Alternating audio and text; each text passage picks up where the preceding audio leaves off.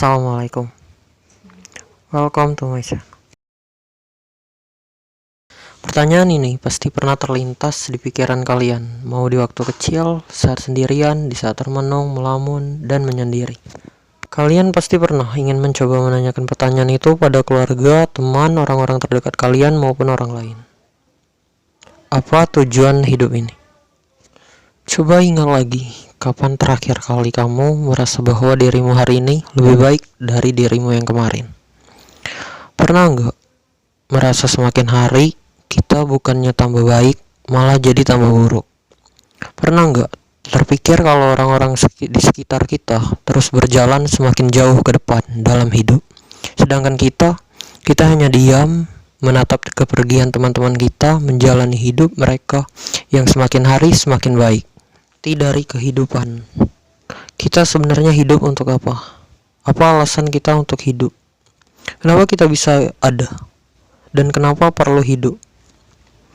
Beberapa dari kita pasti sering bertanya-tanya pada diri sendiri dengan pertanyaan-pertanyaan eksistensial ini.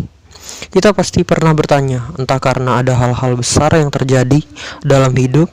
Contohnya seperti kamu cuma tiba-tiba bangun dari tempat tidur dan sadar bahwa semua orang hanya pura-pura tidak peduli, dan tidak ada yang tahu kenapa kita ada di sini, apa yang harus kita lakukan, dan kemana tujuan kita. Semua mulai dari nol. Tidak ada yang terlahir pintar, tidak bisa berjalan, tidak bisa bicara, dan tentu saja tidak bisa membaca, menulis, maupun mengerjakan sesuatu hal. Tidak ada yang bisa dalam pertama kali.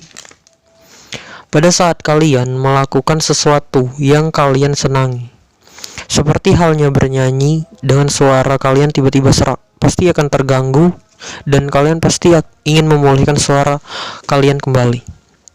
Sama halnya dengan bermain bola, pada saat berlari kalian terjatuh, tentu kalian akan bangun dan bangkit kembali.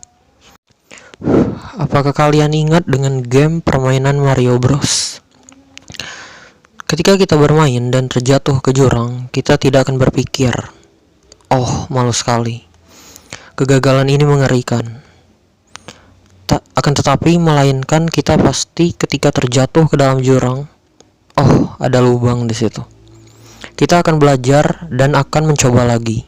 Kita tidak peduli dengan kegagalan dan fokus untuk meraih kemenangan, walaupun melewati proses dengan banyak rintangan, maupun rintangan yang sulit sekaligus. Kita bahkan tidak tahu apa yang bakal kita raih dan dapatkan pada akhir kemenangan. Yang kita pedulikan adalah senangnya dalam menjalani permainan rintangan yang kita mainkan tersebut. Dengan usaha keberhasilan kita itu dalam melewati setiap proses rintangan itu sendiri. Wow, sehebat itu kah kita?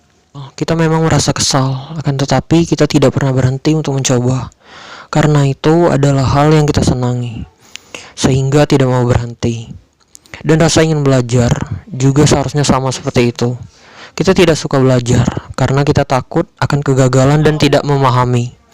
Padahal cara yang baik dalam belajar justru adalah dengan gagal dan gagal. Di waktu kecil kita terjatuh dan terjatuh, terpleset, kecewa dan bingung. Tetapi kita tetap mencoba berusaha sampai suatu hari kita bisa berjalan. Kata jatuh adalah satu kesalahan yang harus kita coba perbaiki untuk melatih kehebatan kita dalam berjalan. Ada suatu kata, seseorang yang hebat itu adalah seseorang yang mampu mengatasi kesalahan dan masalahnya sendiri. Di saat kita mengembangkan diri kita, belajar memperbaiki diri membantu kita untuk tidak menderita akan kebodohan diri sendiri. Semakin cepat kita gagal, semakin cepat kita belajar. Dalam artian, kata ini bukan untuk menghabiskan waktu santaimu. Hanya saja, mau sampai kapan kamu terus menunggu dirimu untuk siap belajar? Semakin lama kamu menunda untuk belajar, maka semakin lama pula kamu merasakan penderitaan karena kebodohan dirimu sendiri. Ketika kita tidak peduli lagi dengan kegagalan, ketika kita fokus dengan tujuan kita dan mencoba menikmati proses belajar, kita bisa belajar apa saja. Dalam naluri kita semua pasti mempunyai rasa penasaran, dan kita jelas bisa berkembang menjadi kepribadian yang lebih baik lagi. Kita akan gagal dan terus gagal sampai akhirnya berhasil.